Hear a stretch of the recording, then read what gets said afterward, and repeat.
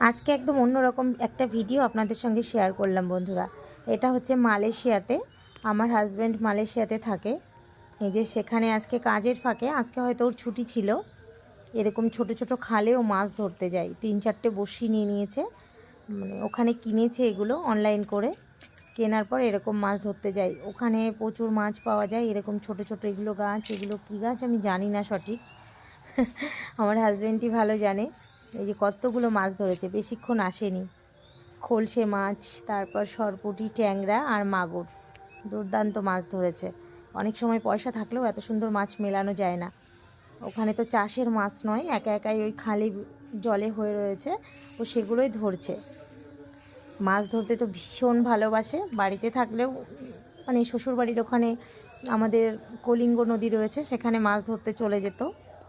ওখানে ও ধরছে। এই যে আরও দুটো বড়শি এখানে রেখে দিয়েছে, ও দুটো